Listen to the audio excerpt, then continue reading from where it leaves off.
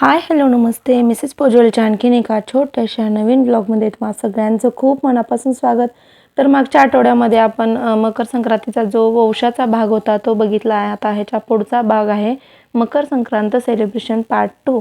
तर आता आम्ही आलो घरी, कारण जास्त वेळ थांबलो नव्हतो. आधीच्या ब्लॉगमध्ये जर बघितल्याप्रमाणे आम्ही थोडाच वेळ थांबलो, थोड्या बायकांना ओवसलं आणि त्याच्यानंतर घरी आलो. तर ताई आल्या होत्या, त्यामुळे मग ताईंना पण सगळ्यात आधी ओवसलं तुळशीचे ओसून झाल्यानंतर.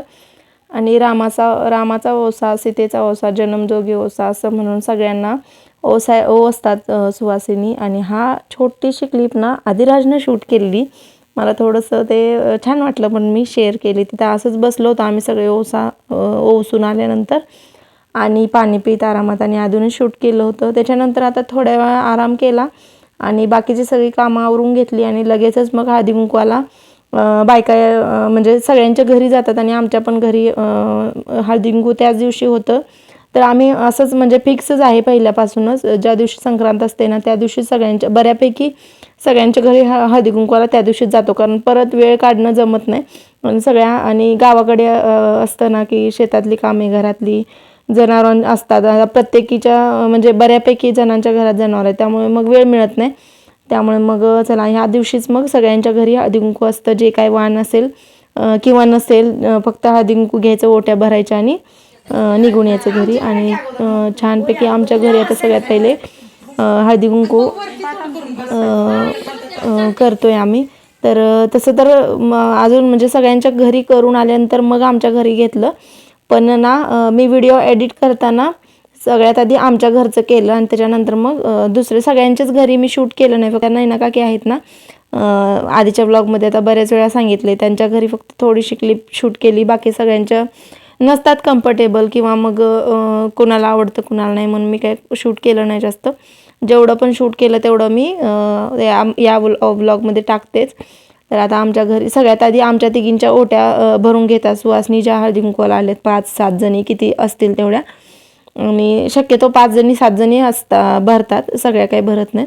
आणि ओट्या भरून झाल्यानंतर मग आम्ही पण त्या सुवासिनींची ओटी भरतो. सगळ्या जे पण आपण संक्रांतीची सुगडमध्ये जे पण पुजलेलं असतं, बोरं, ऊस, परत बाजरीची भाकरी, गाजर, शेंगा, असं जे पण असतं ना ते सगळं या ओटीमध्ये असतं. गहू घेतात आणि ओटी भरतात, आणि जे पण आपण वाण आणलं आहे तिळगुळासोबत देतात.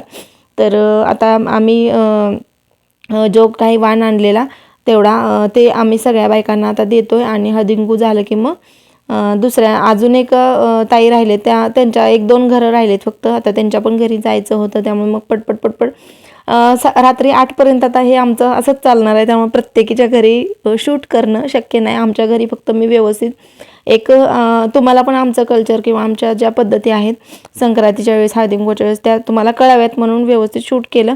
आणि इथं आता आलो आहे आम्ही काकींच्या घरी. आणि आता या सगळ्या आता ओळखतात तुम्ही, त्यामुळे सगळ्या प्रत्येक वेळी काही ओळख करून देत नाही.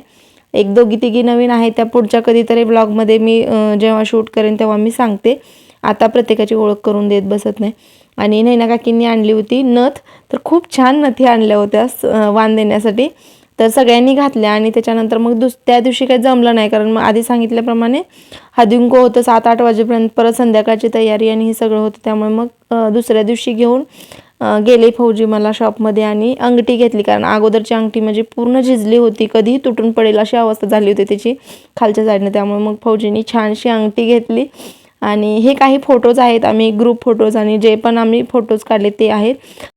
चला तर आता हा छोटासा व्लॉग मी इथेच एंड करते. व्हिडिओ आवडला असेल तर प्लीज लाईक करा, शेअर करा, कमेंट करा, आणि चॅनलला सबस्क्राईब केलं नसेल तर सबस्क्राईब जरूर करा, जेणेकरून नवीन व्हिडिओचे नोटिफिकेशन तुम्हाला येईल. Thanks for watching. बाय.